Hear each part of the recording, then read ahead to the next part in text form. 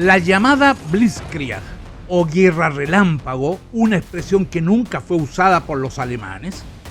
correspondió a la táctica militar más conocida y más exitosa empleada por las Fuerzas Armadas del régimen nazi, las llamadas Wehrmacht, durante el periodo septiembre de 1939 hasta fines de 1941, durante la Segunda Guerra Mundial en Europa. Solo derrotada en el frente oriental o del este desde Stalingrado en adelante hasta 1945. Pero, ¿de dónde proviene este sistema? ¿Cuál es su origen y qué tuvieron que ver los soviéticos en su aplicación? Soy Fabián Berríos Villalón y mientras se toman su café cargado les doy la bienvenida a un archivo poco conocido de la conflagración más importante del siglo XX.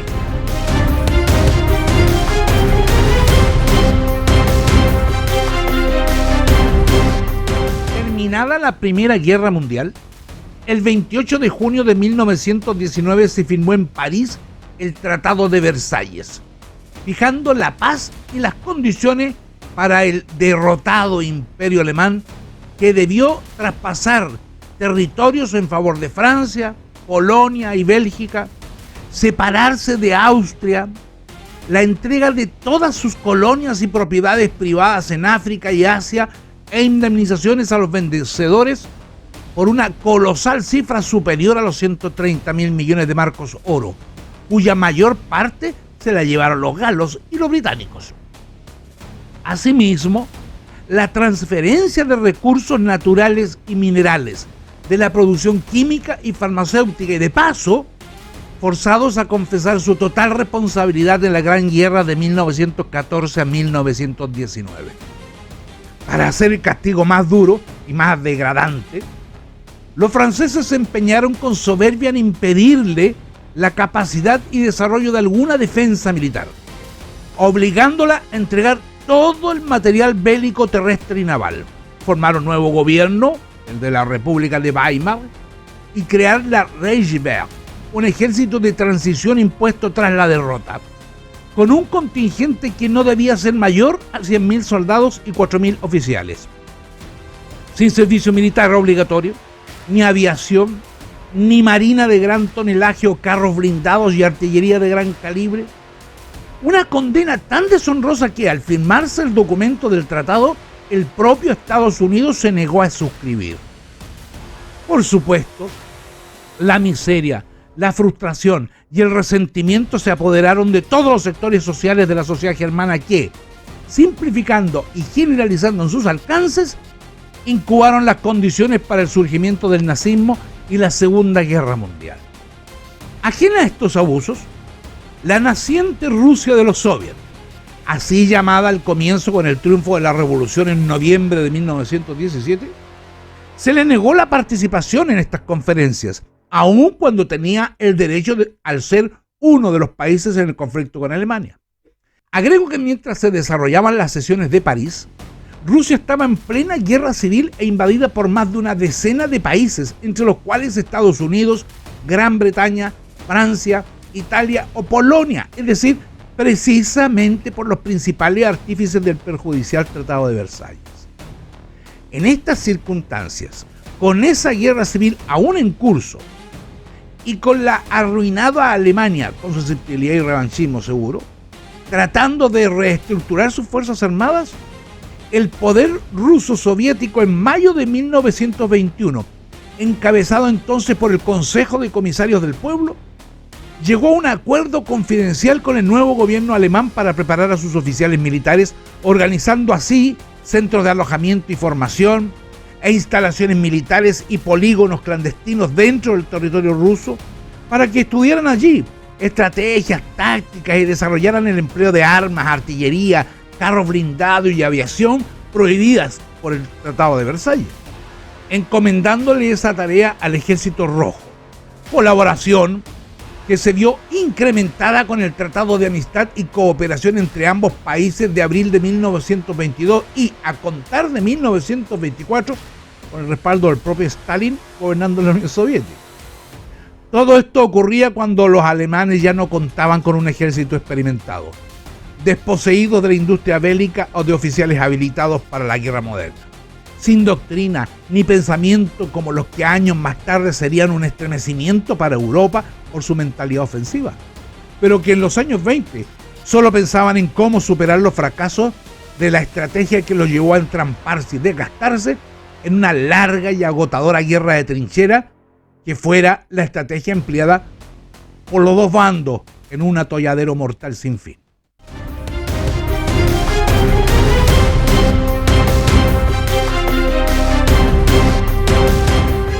El acuerdo confidencial con Moscú,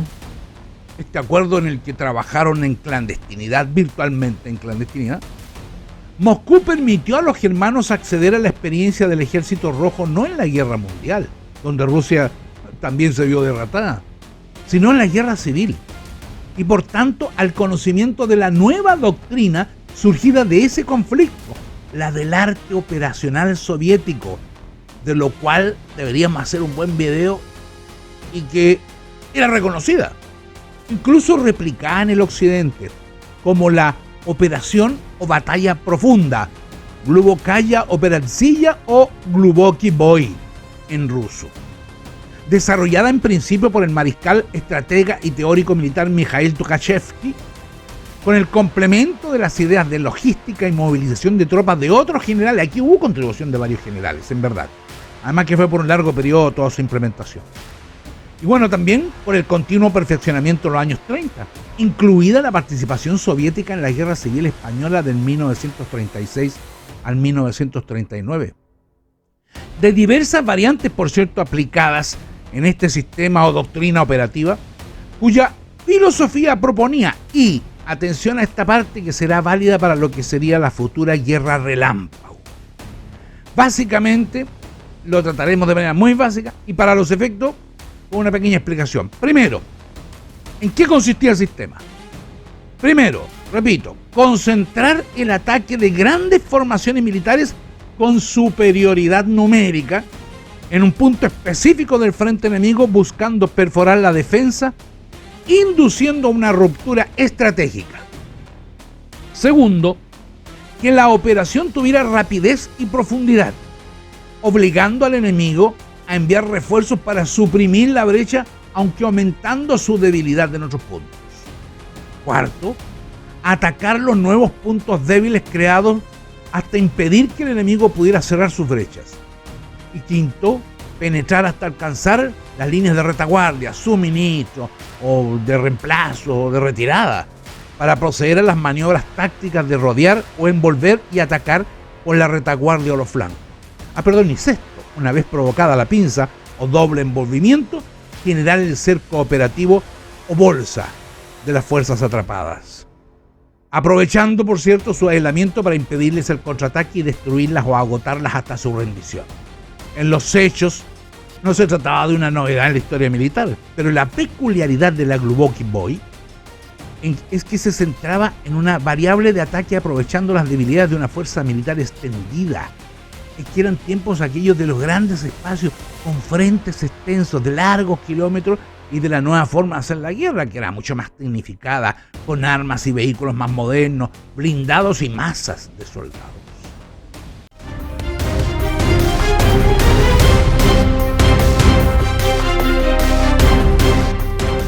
La diferencia con la Blitzkrieg o guerra relámpago alemana es que los soviéticos utilizaban una secuencia de ataques con fuerzas de diferentes estructuras, regularmente involucrando grandes unidades como cuerpos de ejército o ejércitos en escalones, apoyo aéreo de la misma proporción y tanques de diferentes tipos, livianos o pesados, con misiones diferenciadas según el escalón. Método que veremos por primera vez aplicado por los soviéticos en todo su potencial. Se aplicó antes, me refiero a los mismos soviéticos, lo aplicaron antes, Jalginkol, me trae el recuerdo. Pero aquí es donde mostrarán todo su potencial, que fue durante la batalla de Kursk de 1943, aunque, repito, habrá ejemplos de aplicaciones más tempranas. Este sistema, predecesor de la guerra relámpago, fue tomado por los alemanes para implementar lo que en su doctrina llamaron, y espero hablar bien aquí esta parte del alemán, no hablo alemán, así que por cierto, Bewegungskrieg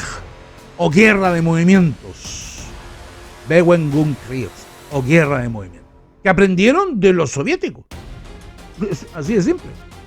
Interesante explicar, por cierto, esto en algún video, imagino, mucho más extenso o más específico, pero que por ahora dejaremos para otra ocasión. Bueno, esa guerra de movimiento fue de donde extrajeron una táctica más evolucionada. Los alemanes aplicaron una táctica más evolucionada mezclando dos conceptos. Primero, el de concentración de fuerzas, difundido ya por diversos estrategas durante años, incluido el prusiano Karl von Clausewitz, que los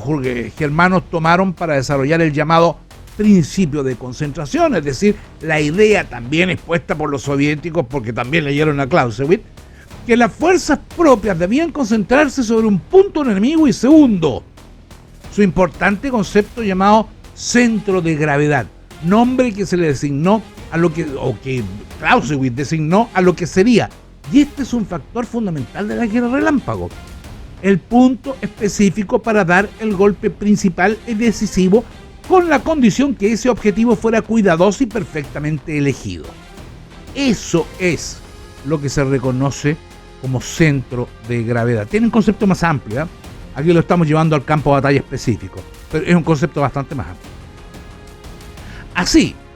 las Fuerzas Armadas alemanas transformaron la estática guerra de trinchera sufrida en la Primera Guerra Mundial, que el Ejército Rojo ya había superado teórica y prácticamente en los años 20, y que ahora enseñaba a los alemanes según los fundamentos de su idea de guerra de movimiento y guerra o batalla profunda, de la que los oficiales germanos resaltaron las necesidades de tener tácticas flexibles, fuerzas móviles, muy maniobrables y adaptadas a los avances tecnológicos del momento.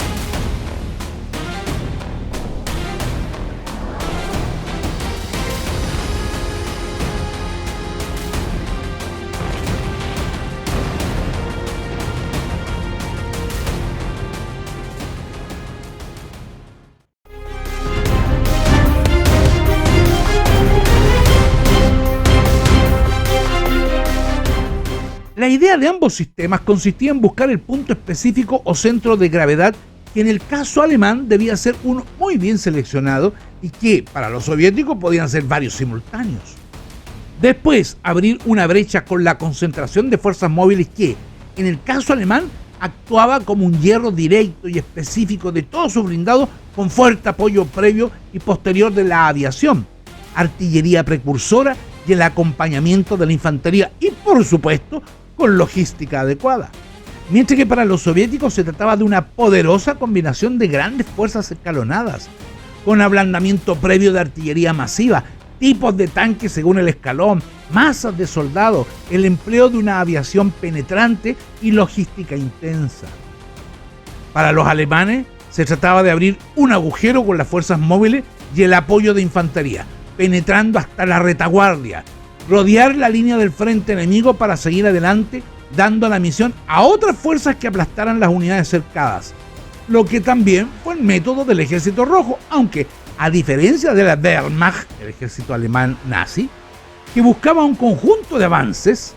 los soviéticos perseguían arrasar todo el frente, provocando decenas de brechas con artillería pesada, fuerzas de asalto, explotando el avance con fuerzas mecanizadas, haciendo el despeje sistemático y respaldadas por un tren logístico de gran envergadura.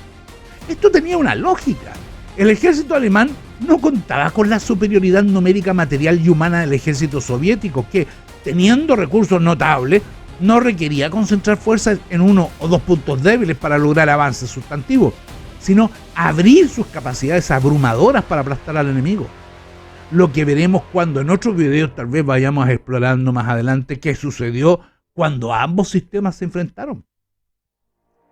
Si te ha interesado este capítulo, suscríbete al canal. Comparte y por supuesto escribe los temas que te interesen. Reitero, escríbanme temas que les interesen, tanto de la Segunda Guerra Mundial,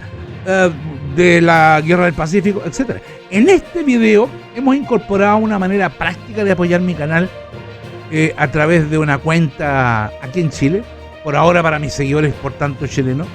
ya que son la única manera de mantenerme. Esa es la verdad. Gracias a todos y a sus aportes, ¿no? Que son indispensables, porque hacen posible mantener la existencia de este canal, donde difundimos la historia a diestra y siniestra, sus fundamentos verídicos y donde combatimos leyendas. Saludos fraternales y hasta el próximo encuentro.